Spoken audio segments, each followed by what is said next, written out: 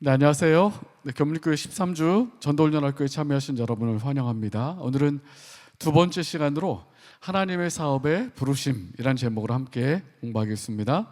먼저 오늘 또 묵상하고 기억할 말씀을 좀 먼저 함께 읽겠습니다. 우리 다 아시는 말씀이죠. 예수께서 이르시되 나를 따라오라. 내가 너희로 사람 낚는 어부가 되게 하리라. 사람 낚는 어부가 되게 하리라 말씀하셨습니다. 마가복음 1장 17절이죠. 사람 낚는 낚시꾼이 아니고요. 낚시꾼이 아닙니다. 어부가 되게 하신다라고 말씀하셨습니다. 어부가. 그래서 정말 많은 영혼들을 주님께 이끌 수 있는 주님의 제자로 만들어 주시겠다 주님께서 약속하셨습니다. 저희가 지난 첫 번째 시간에 공부했던 내용을 잠깐 몇 가지만 복습하고 오늘 내용을 함께 살펴보겠습니다. 지난주에 우리 존 스타트 목사님께서 전도를 두려워하는 이유를 몇 가지, 이 네 가지로 설명했는데요. 첫 번째는 말이라도 붙여보려는 동기가 없든지, 그러니까 동기가 없는 거죠. 또 두 번째, 무엇을 말해야 할지 모르든지, 뭐라고 말할지 모르든지. 그 다음에 세 번째, 전도가 우리가 해야 할 일이라는 확신이 없든지. 그리고 네 번째, 능력의 근원을 잊어버려서 할 수 있다는 확신이 없든지. 이 네 가지 중이다. 그러니까 동기가 없고 또 뭘 해야 될지 모르고 우리의 일이라고 확신이 없고 능력의 근원이신 하나님에 대한 확신이 없든지, 이렇기 때문에 전도를 두려워한다는 것입니다. 그래서 이번 전도훈련학교 통해서 저희가 무엇을 말해야 할지, 또 우리가 왜 이 일을 해야 되는지 동기를 또 살펴보고, 또 하나님께서 어떠한 능력을 주시는지 이러한 확신들도 함께 13주 동안 공부하고 살펴보게 될 것이라고 말씀을 드렸습니다. 그리고 지난주에 가장 중요한 내용이 이 교회가 이 전도 문화를 가져야 한다. 모든 성도들이 영혼을 구원하고 잃은 양을 회복하는 그 일에 관심을 가지고, 또 모두가 각자 한 명의 영혼을 구원한다는 개인의 좌우명을 가져야 한다. 이것이 교회가 전도 문화를 갖는 것이다, 이렇게 말씀을 드렸습니다. 그러니까 우리만 함께 즐겁고 함께 교제하고 함께 행복한 신앙생활을 하는 것이 아니라 잃은 양을 회복하고 영혼을 구원하고 하나님을 알지 못하는 영혼들을 주님께 인도하는 그 일이 우리의 사명임을 모든 성도들이 깨닫고 그 일을 위하여 교제하고 그 일을 위하여 시간을 투자하고 재정을 투자하고 교회 전체적인 분위기와 문화가 이렇게 영혼을 구원하는 그 일에 관심을 갖는 것, 그것이 전도 문화다라고 말씀드렸고, 이 전도 문화가 교회 안에 이 가득 넘칠 때에 영혼이 교회에 찾아오게 된다라고 말씀을 드렸습니다. 그리고 많은 교회가 이 전도 문화를 잃어버렸기 때문에 역동성을 잃어버리고 영혼을 구원하는 일을 하지 못하고 있다는 사실을 지난주에 말씀을 드렸습니다. 저희가 13주 동안 함께 공부하면서 또 함께 실습도 하면서 우리 교문립교회가 다시 한번 전도 문화, 영혼을 향한 열정, 이 모든 것들이 회복되게 되길 간절히 바랍니다. 지난 시간에 또 왜 우리 교회가 세워졌는지, 사명이 무엇인지를 말씀을 드렸죠. 사도행적 9페이지에 교회는 사람을 구원하기 위해 하나님께서 세우신 기관이다. 사람을 구원하기 위해서 세우신 기관이에요. 교회는 봉사를 위하여 조직되었으므로 그 사명은 온 세상에 복음을 전하는 것이다.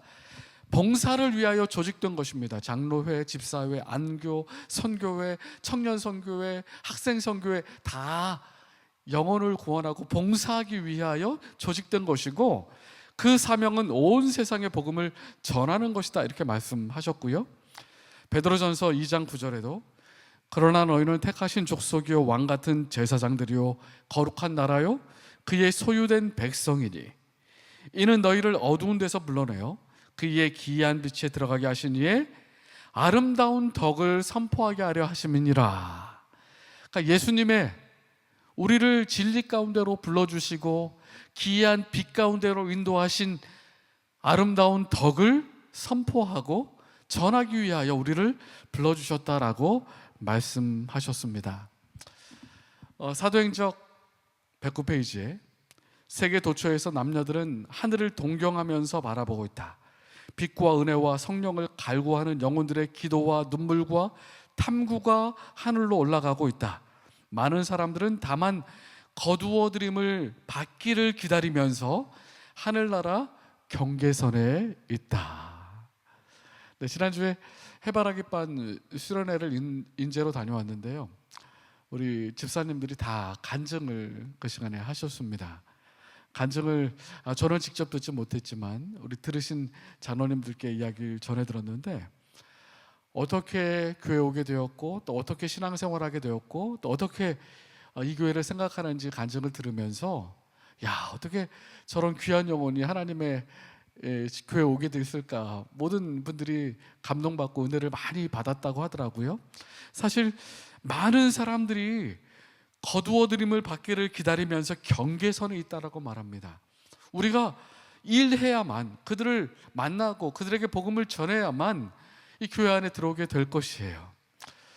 마찬가지로 목사들에게도 인분가 있습니다. 그리스도인 선교봉사에 보면 목사들이 우리 교회의 신자들에게 줄 수 있는 가장 큰 도움은 설교가 아니라 교인들이 일할 수 있도록 계획을 세우는 일이다.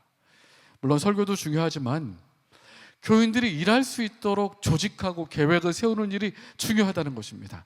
일할 수 있도록 도와주는 것이에요. 각 신자들에게 남을 위해 봉사할 수 있는 일을 주어라. 또한 그리스도의 은혜를 받은 자들은 그리스도를 위하여 일하여야 할 의무가 주어져 있다는 것을 그들에게 알게 하라. 그리고 모든 신자에게 일하는 방법을 가르쳐라. 특히 신앙을 새로 받아들인 자들을 하나님과 동역자가 되도록 교육하라. 그러니까 설교하고 목양하는 것만큼이나 일할 수 있도록 계획하고 일할 수 있도록 방법을 가르치는 일이 중요하다 말씀하셨어요. 이번 13주 선교 강습회를 통해서 우리 성도님들이 내가 무엇을 해야 되겠구나, 어떻게 해야 되겠구나 라는 사실을 좀 잘 배우면 좋겠습니다. 그래서 그리스도인 선교봉사에 보면 교회는 선교 사업의 실제적인 방법을 가르쳐 주는 것이고, 그리고 일꾼들을, 교회 안에 있는 일꾼들을 주님께서 사용하실 수 있도록 교육할 수 있는 재능들을 찾아서 개발시키는 것, 그것이 교회의 역할이다라고 말씀을 하셨습니다. 네, 그래서 지난주에 저희가 이렇게 선교 문화가 있어야 되고, 그리고 교회의 역할이 무엇인지, 사명이 무엇인지를 저희가 배웠고요. 오늘은 두 번째 강의로 하나님의 사업의 부르심이란 제목으로 사실 그리스도인 선교봉사의 일과의 내용입니다. 여러분, 오늘 숙제가 있습니다. 그리스도인 선교봉사 일과를 함께 읽는 것입니다. 제가 나중에 다시 한번 좀 안내를 드리겠습니다. 오늘은 그리스도인 선교봉사 일과의 내용을, 특별히 하나님의 사업의 부르심이란 제목의 내용을 함께 공부하도록 하겠습니다. 그리스도인 선교봉사 일과에 있는 내용입니다. 23페이지. 제자들에게 주셨던 사명은 우리에게도 주어졌다. 오늘날도 그때처럼 십자가에 못 박히셨다가 부활하신 구주를 세상에서 하나님도 없고 소망도 없이 사는 자들에게 높이 들어 소개하여야 한다. 제가 목회자로서 여러 장례식을 가게 됩니다. 물론 저희 성도님들, 믿음의 가족들 장례식을 치르게 될 때 소망에 대한, 부활의 소망, 재림의 소망에 대하여 설교하고 함께 위로를 나누게 되지만, 간혹은 불신자, 신앙이 없는 분들의 장례식에 갈 때도 있습니다. 가면 참 마음이 너무 아파요. 마음이 너무 아프고 어떻게 위로해야 될지 정말 모르겠습니다. 그리고 정말 마음속에 부담이 되고 후회가 되는 것은, 내가 왜 이분들에게 복음을 전하지 못했을까? 왜 이분들에게 부활하신 주님, 또 생명의 주님을 소개하지 못했을까? 이런 영적인 부담감이 참 일반적인 장례식에 가면 많이 있어요. 이 그리스도인 선교봉사 23페이지의 말씀도 그것입니다. 세상에서 하나님도 없고 소망도 없이 사는 자들에게 십자가에 못 박히셨다 부활하신 구주를 소개하여야 한다. 여러분, 이것이 우리의 사명임을 기억하시기 바랍니다. 우리는 하나님과 함께 일하는 일꾼이 되어야 한다. 얼마나 감동적입니까? 우리가 복음을 들고 나갈 때 우리는 하나님과 함께 같이 일하는 일꾼입니다. 하나님께서는 인간의 도움 없이는 사업을 마치시지 않으실 것이기 때문이다. 여러분, 사람의 도움 없이는, 인간의 도움 없이는 이 복음 사업이 맞춰지지 않을 것이에요. 하나님과 함께 일하는, 하나님과 같이 일하는 일꾼이 되어서 복음을 증거해야 하는 것입니다. 생명을 나누라라는 책이 있습니다. 우리 목회부에서 나온 책인데 오늘 그 책에 나와 있는 또 앞부분도 함께 살펴볼 텐데요.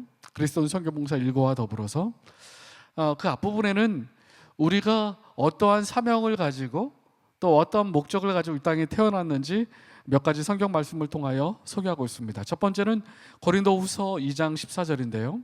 항상 우리를 그리스도 안에서 이기게 하시고 우리로 말미암아 각처에서 그리스도를 아는 냄새를 나타내시는 하나님께 감사하노라. 그리스도를 아는 냄새가 나야 된다, 그리스도인들은. 그죠? 그리고 고린도서 3장 3절에는 사도 바울이 너희는 우리로 말미암아 나타난 그리스도의 편지니, 편지다. 먹으로 쓴 것이 아니요 오직 살아계신 하나님의 영으로 한 것이며 돌비에 쓴 것이 아니요 오직 육에 신비한 것이라. 우리 마음에 그리스도의 편지를 적어주신 거예요. 그리고 고린도후서 5장 20절에 보면 이러므로 우리가 그리스도를 대신하여 사신이 되어, 대사관이 있지 않습니까? 나라를 이렇게 나라의 일을 하는 외국에서 우리가 그런 그리스도를 대신한 대사, 사신이 되어 하나님이 우리로 너희로 권면하시는 것 같이 그리스도를 대신하여 간구하노니 너희는 하나님과 화목하라. 자, 여기 보시면 우리가 그리스도의 냄새가 나는 사람이 되어야 하고, 다른 성경에는 그리스도의 향기라고 말씀하셨죠. 그리스도의 편지가 되어야 하고, 또 이 땅에서 그리스도를 대신하여 사신이, 그렇게 말씀을 하셨습니다. 그래서 사신, 대사, 편지, 그리고 냄새, 향기가 되어야 한다라고 말씀하셨는데요. 이 특징을 좀 살펴보면 향기의 특징은 감출 수 없다는 것입니다. 그죠? 드러난다는 거죠. 편지의 특징은요, 편지 쓴 사람의 마음이 드러난다는 것입니다. 그리스도의 마음이 우리를 통해서 드러나야 되죠. 대사의 직무는 보낸 사람을 대표하는 사람이라는 것이에요. 이 세 가지 특정을 잘 명상해 보면 그리스도인으로서 우리의 삶이 어떠해야 할지 알게 될 것입니다. 그리스도를 드러내야 하고, 그리스도의 마음이 우리의 마음과 삶 속에서 드러나야 되고, 그리스도를 대표하여 이 땅에 대사가 되어야 한다는 것입니다. 그래서 그리스도인 선교봉사 12페이지에도 인자야, 내가 너로 이스라엘 족속 파수꾼의 사문같이 이와 같으니라. 그런즉 너는 내 입의 말을 듣고 나를 대신하여 그들에게 경고하라. 이사야 43장 12절에도 너희는 나의 증인이다. 이사야 6장 8절에도 내가 여기 있나이다, 나를 보내소서 하고 자기 임무와 일터를 지켜야 한다. 여러분, 우리의 사명은 그리스도의 증인이고, 그리스도를 대신한 대사고, 또 그리스도의 냄새, 향기고, 또 그리스도를 위하여 복음을 증거하는 증인이라는 사실을 기억하시기 바랍니다. 그런데 여러분, 하나님께서 이 복된 소식을 세상에 전하기 위하여 세우신 계획이 무엇인가? 사실 돌들을 통해서도 소리 지르게 하시고 전할 수 있지만 하나님의 특별한 계획이 있는데, 그리스도인 선교봉사 7페이지에 보면 하나님께서는 사람들 가운데서 당신의 대표자로서 타락한 일이 결코 없는 천사들을 택하지 않으시고 구원하고자 하는 사람들과 성정이 같은 사람들을 택하셨다. 사람들을 택하셨어요. 하나님의 계획은 땅끝까지 온 세상에 복음을 전할 하나님의 계획은 사람을 택하셔서 그 일을 하기를 원하신다는 것입니다. 저와 여러분을 택하셔서 그 일을 하기를 원하신다는 것입니다. 그리스도인 선교봉사 8페이지에 계속해서요, 주께서는 당신의 지혜로서 진리를 찾는 사람들을 이미 진리를 아는 이와 접촉하게 하심으로, 이미 진리를 아는 우리와 접촉하고 만나게 하셔요. 그리고 빛을 받은 사람들이 어둠에 있는 사람들에게 빛을 나누어 주도록 하는 것이 하나님의 계획이다. 그러니까 하나님의 계획은 뭐 돌들을 통하여, 천사들을 통하여 복음을 전하고 사람들을 회심시키는 것이 아니라 이미 복음을 받아들인, 진리를 접촉한 사람들과 만나게 하심으로 그 빛을 어둠 속에 있는 사람들에게 나눠주도록 하는 것이 하나님의 계획이라고 말씀하셨습니다. 그래서 저와 여러분이 그 사명을 감당해야 하는데요, 계속해서 그리스도인 선교봉사는 이렇게 말해요. 그들이 사업에 성공하려면 성령의 능력을 받아야 하였다. 인간의 능력이나 인간의 지혜로서가 아니고 하나님의 능력으로 복음이 전파되어야 하였다라고 말씀하셨습니다. 그러니까 여러분, 두려워하지 마세요. 복음 전하는 일에 대해서 두려워하고 염려할 필요가 없습니다. 왜요? 나의 지혜, 나의 능력으로 하는 것이 아니라 하나님의 능력으로, 성령의 능력으로 전파되어야 한다 말씀하셨기 때문입니다. 내가 하는 것이 아니라 하나님께서 능력을 주시고 성령께서 능력을 주시겠다라고 말씀하셨어요. 그래서 우리가 해야 할 일은, 그리스도의 선교회 봉사에 보면 우리가 할 일이 하나님의 말씀 속에 분명히 언급되어 있다. 그리스도인은 그리스도인과 연합하고 교회는 교회와 연합하여야 한다. 인간은 하나님과 협력하여야 하며 모든 대리자들은 성령에 예속되어야 한다. 세상에 하나님의 은혜의 기쁜 소식을 전파하는 데에 모두가 연합하여야 한다. 자, 먼저 성도들은 성도들끼리 연합하고, 여러분 혼자 하는 게 아니에요. 복음 전도도 함께 해야 합니다. 교회는 교회와 연합하여 함께, 인간은 하나님과 협력하여 또 성령께 예속되어서 성령의 지배를 받아서 모두가 연합하여, 잘 보시면 그리스도인과 그리스도인이, 교회와 교회가, 인간이 하나님과 인간이 성령님과 이렇게 연합한다는 것은 우리 교회가 하나가 되고 하나님과 연합하고 성령과 연합하여 이 일을 해야 한다는 것입니다. 그러니까 우리가 이 일을 감당하기 위하여 무엇보다 먼저 성령의 능력을 구하고 우리의 삶이 하나님과 연합되어 있는지 살펴보는 것이 너무나 중요한 것입니다. 그리스도인 선교봉사 15페이지에 계속해서 이렇게 말해요. 그대가 할 수 있는 일을 하라. 그래야면 하나님께서 그대의 능력을 더해 주실 것이다. 있는 자는 더 풍성해질 것이고 없는 자는 그 있는 것마저 빼앗길 것이다. 우리 지난주 교과 공부 시간에 공부했죠. 말씀을 나눴습니다. 우리가 교회 복음을 위하여 일하고 영혼을 위하여 일을 시작하면 하나님께서 능력을 주세요. 내가 능력이 없다 할지라도 기이한 방법으로 능력을 주십니다. 하지만 그 능력을 주님을 위하여 활용하지 않는다면 그 능력마저 없어지게 될 거예요. 여러분 달란트의 비유 잘 아시잖아요. 활용할 때 더 커지고 더 많은 능력을 받을 수 있는 것입니다. 그대 할 수 있는 일을 하라. 생명을 나누라, 우리 연합에서 나온 교재에 나온 한 이야기를 좀 말씀을 드리겠습니다. 세계 교회 개척 그 모임의 부총재이신 데이비드 왓슨 목사님의 강의 가운데 있는 내용입니다.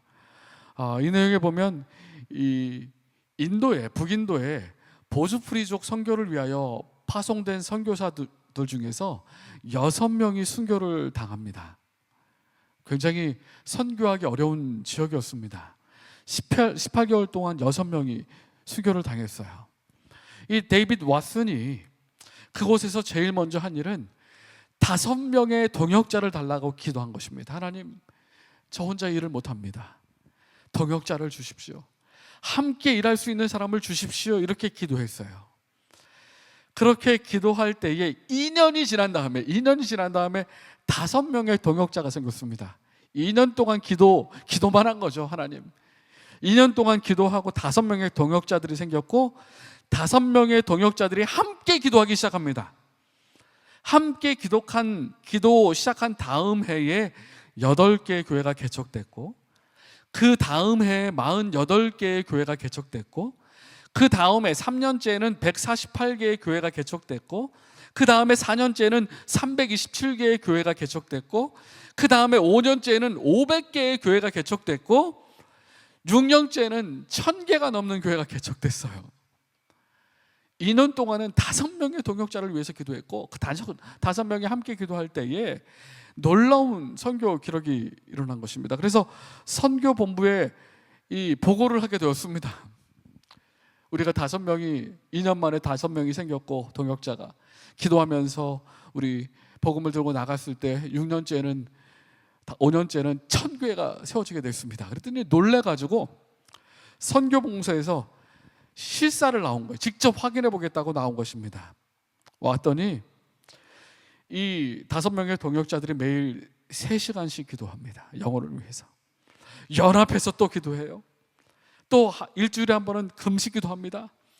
아침 기도가 끝나고 구도자를 찾아 나서면 하나님께서 몇 시간 만에 영혼들을 만나게 하시고, 그렇게 복음을 전하면 말씀에 순종하여 오게 되는 것을 보게 된 거예요. 놀라운 역사를 보게 되어서 그들이 이렇게 전도한 결과 12년 동안 4000개 교회를 개척하고 100만 명의 신자를 하나님께 드린 것입니다. 100만 명. 100만 명이 넘는. 그래서 실사를 나갔더니 이들이 보고한 게 적었어요.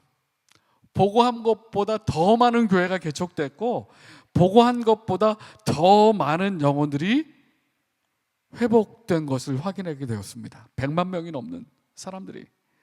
놀라운 역사가 이루어졌어요. 그러면서 생명을 나누라, 우리 목회부에서 나온 이 교재에 이야기를 하면서 이렇게 전합니다. 복음을 전하는 일은 사람의 힘으로 되는 것이 아니고 기도를 통한 하나님의 능력만이 가능하게 합니다. 하나님께서는 죽어가는 영혼을 위하여 기도에 헌신할 사람을 찾고 계십니다. 여러분, 우리가 먼저 영혼을 위하여 기도하는 훈련을 해야 합니다.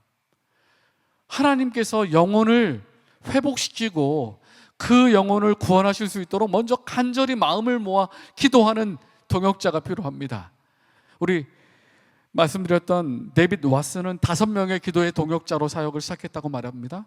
그리고 무려 1000개의 교회를 개척하고 100만 명에게 복음을 전했다고 얘기합니다. 여러분, 저는 먼저 우리 제자훈련반에 참여하시는 성도님들이 하나님의 능력을 함께 경험하기 위하여 기도의 동역자가 되길 간절히 바랍니다. 이것이 복음 전도를 위하여 가장 중요한 필요성이라는 사실을 기억하시기 바랍니다. 영혼을 사랑하는 마음, 영혼을 위하여 간절히 기도하는 마음. 하나님께서는 죽어가는 영혼을 위하여 기도할, 헌신할 사람을 찾고 계십니다. 저와 여러분이 기도의 헌신자가 되길 간절히 바랍니다. 두 번째, 기별자, 복음을 전하는 사람을 위한 필수 조건을 시대소망은 이렇게 말합니다. 예수님은 제자되는 일과 봉사하는 데 있어서 단 한 가지 조건만을 말씀하셨다. 내가 나를 사랑하느냐. 이것이 필수적인 자격이다. 그리고 그리스도인 선교봉사 25페이지에 보면 구주께서는 그러므로 너희는 가서 모든 족속으로 제자를 삼으라는 사명을 맡기신 자들 중에는 천한 계급의 사람들, 곧 주님을 사랑하기를 배웠고 그분의 이타적인 봉사에 모범을 따르기로 결심한 남녀들이 많이 있었다. 계급은 중요하지 않아요. 배움도 중요하지 않습니다. 남녀, 노소 중요하지 않아요. 중요한 것은 주님을 사랑하기로 결심하고 주님처럼, 예수님처럼 이타적인 봉사의 모범을 따르기로 결심한 남녀들이 그 사명을 감당할 수 있다는 것입니다. 계속해서 그리스도인 선교봉사 21페이지에는 하나님과 관계를 맺고 있는 사람은 모두 빛을 남에게 나눠줄 것이다. 남에게 줄 빛이 없는 자는 빛에 근원되신 분과 관계를 맺고 있지 않기 때문이다. 여러분, 우리가 수련회 가면 촛불 헌신회 하잖아요. 촛불을 이렇게 전해주지 않습니까? 내게 불이 없으면 빛을 전해줄 수 없는 거예요. 빛에 근원되신 분과 관계를 맺고 하나님과 연결된 관계를 맺지 않는 사람은 빛을 나눠줄 수 없는 것입니다. 그래서 빛을 전하는 사람은 먼저 하나님과 연결되어 있어야 돼요. 그리고 그 빛을 전달해 줘야 됩니다. 하나님을 사랑하고 영혼을 사랑하고 하나님과 관계를 맺고 있는 사람, 빛을 받고 있는 사람이 전달해 줄 수 있다는 사실이에요. 그래서 어떤 복음자로서의 자격은 어떤 학위나 또 뭘까요? 어떤 재능이나 능력이나 뭐 컴퓨터를 다루는 능력이나 이런 게 아니라 오직 하나님과의 관계를 통하여 영적인 능력을 받고 성령의 능력을 통하여 나가는 사람인 것입니다. 그러므로 여러분, 오늘도 다시 한번 주님께서 우리에게 빛을 주시도록, 능력을 주시도록 기도하시기 바랍니다. 그래야 복음 전도자로서의 사명을 감당할 수 있는 것입니다. 자, 그리스도인 선교봉사 가운데서 우리가 복음 전도를 어떻게 효과적으로 할 것인가, 복음 전도의 효과적인 방법이 무엇인가 몇 가지 좀 설명을 드리겠습니다. 그리스도인 선교봉사 16페이지에 보면 가장 효력 있는 것은 우리 자신의 경험에 대한 증언을 하는 것이다. 증언인 것이다. 우리는 자신 속에 있는 하늘의 능력의 역사를 드러내는 하나님의 증인들이다. 여러분, 어떤 사람들은 목사님, 제가 성경을 잘 몰라서요, 교리를 잘 몰라서요, 세천사의 기별 또 조사심판 교리 너무 어려워서 잘 가르치기 어렵습니다, 이렇게 말씀하시는 분이 계신데, 가장 효과적인 증거는요, 복음 전도 방법은 내 경험, 하나님을 믿고 하나님을 알게 되고 변화된 내 경험을 증거하는 것입니다. 간단히 말하면 간증이에요. 간증. 설교나 성경을 가르치는 게 전도가 아니고, 가장 효과적인 것은 내가 하나님 믿고 얼마나 변했고 얼마나 행복하고 얼마나 좋은지를 증거하는 간증이에요. 그러니까 여러분, 성경에 대해서 가르치는 것에 대해서 부담 가질 필요 없습니다. 간증, 내가 어떻게 하나님 믿고 얼마나 좋은지, 얼마나 행복한지, 하나님 믿는 게 어떤 건지 이 전하는 게 가장 효력 있는 방법이에요. 그리고 두 번째, 그리스도인 선교봉사 26페이지에 보면 그리스도와 같은 생애는 그리스도교를 향상시킬 수 있는 가장 힘 있는 논증이 된다는 것과, 값싼 그리스도인 품격은 세상 사람들의 품격보다도 이 세상에 더 해를 끼친다는 것을 기억해 둬야 한다. 그러니까 예수님을 믿는 사람들의 삶을 통하여 그리스도와 같은 생애는 정말 가장 큰 논증이 되지만, 반대로 값싼 품격은 세상에 해를 끼친다, 이렇게 말씀하셨거든요. 이 두 가지입니다. 복음 전도의 가장 효과적인 건 간증, 우리 자신의 경험 이야기하는 것이고, 두 번째는 그리스도와 같은 겸손한 삶, 생애. 그죠? 요즘 TMI 우리 계속 강조하잖아요. 계속 예수님의 삶을, 모본을 따르고 이웃을 위하여 봉사하고 섬기는 이러한 것이 가장 복음 전도의 효과적인 방법이라는 것입니다. 그리스도인 선교봉사 26페이지에 자신들은 목사의 설교를 믿는 것이 아니라 신자들의 생애를 믿는다. 사람들은 오타가 있네요. 설교가 아니라 사람들의 생애를 보고 믿는다는 거예요. 저 사람들이 믿는 거면 나도 믿고 싶다.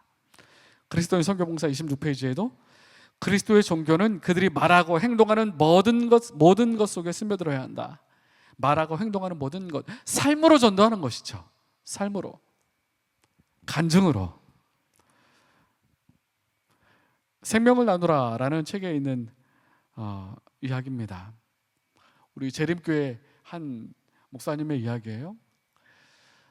이 목사님과 성도님들이 기도하는 마음으로 복음을 전하다가 개신교회 권사님을 전도하게 되었습니다.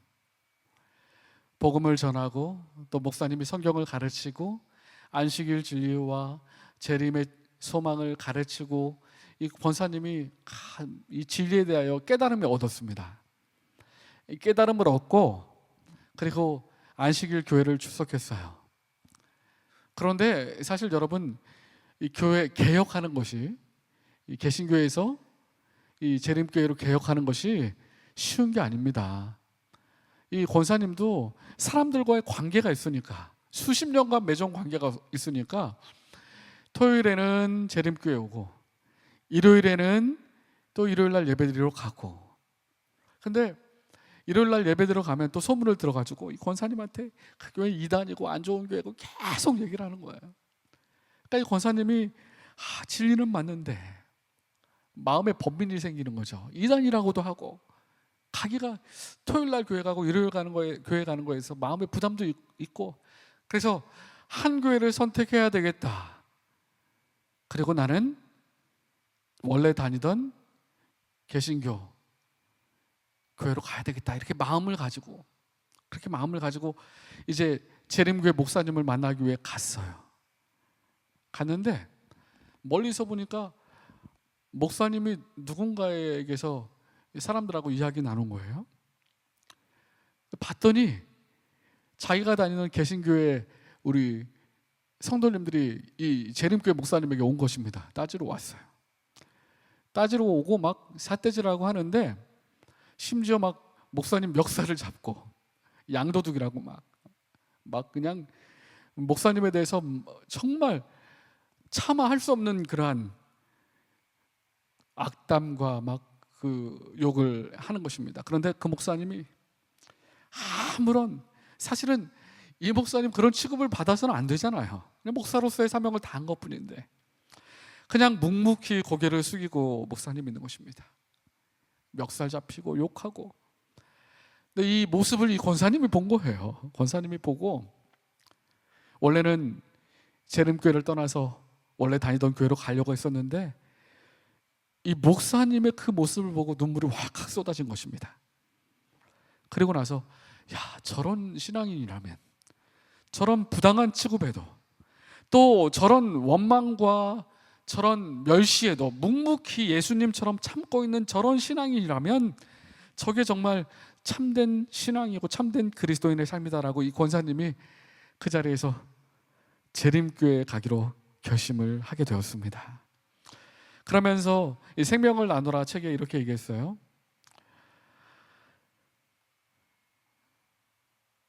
그가 행하시는 모든 일에 하나님께서는 당신의 자녀들의 행복을 고려하신다고 말씀하셨듯이 하나님께서는 그분의 자녀들에게 행복을 주시는데 그 행복이란 복음을 전하는 모든 사람들이 살아계신 하나님의 역사를 경험하고 다른 사람들을 구원하는 일이 나를 구원하는 이름을 깨닫게 되는 것이다. 네, 좀 전에 했던 이야기 제가 조금 더 말씀을 드릴게요. 이 이야기 그 전에 있던 페이지를 제가 읽어드리겠습니다. 그렇게 권사님이 목사님이 재림교회 목사님이 어려움당하고 참는 모습을 보면서 결심을 한 다음에 이렇게 글이 있었어요.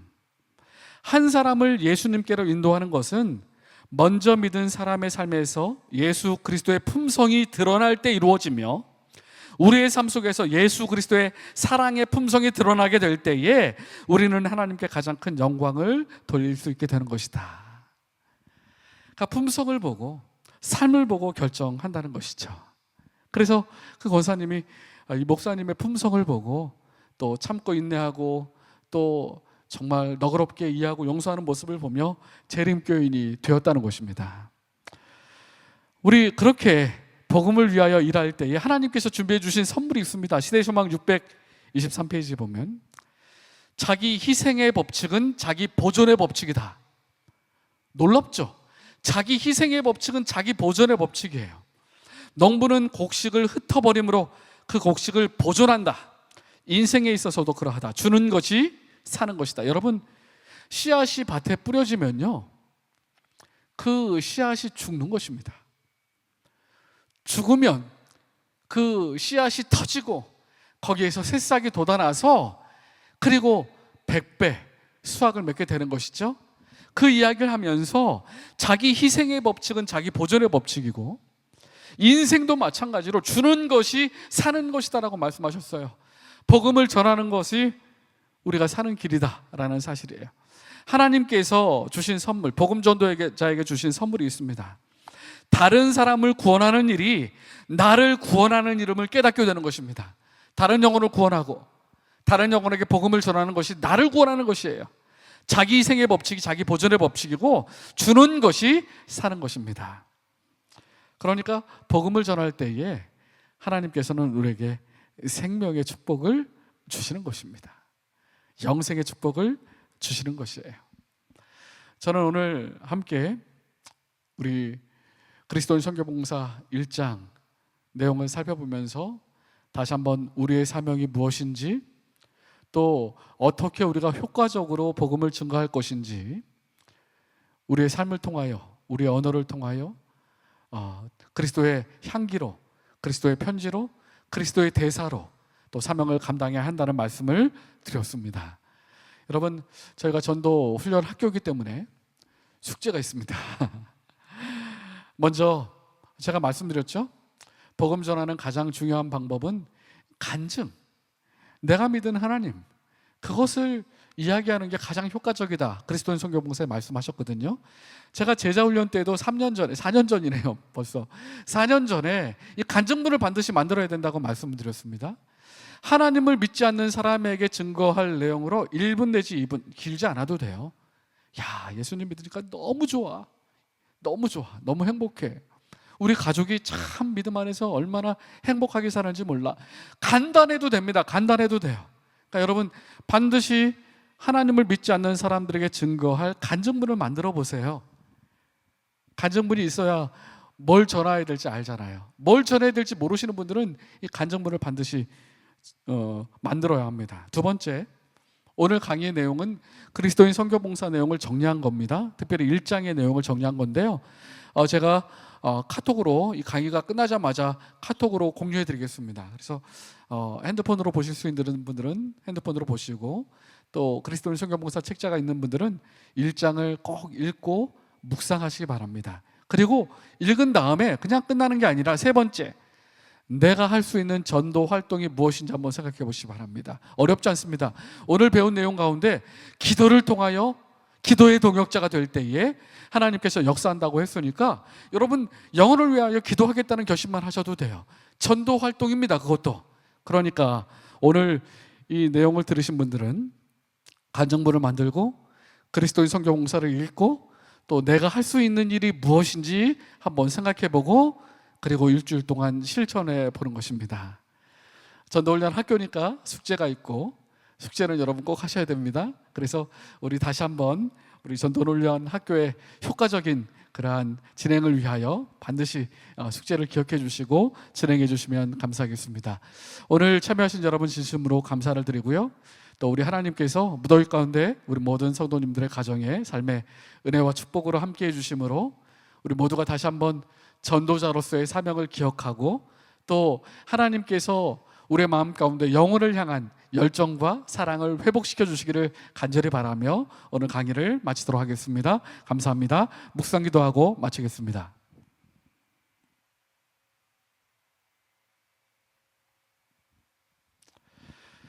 네, 전도사님 감사합니다.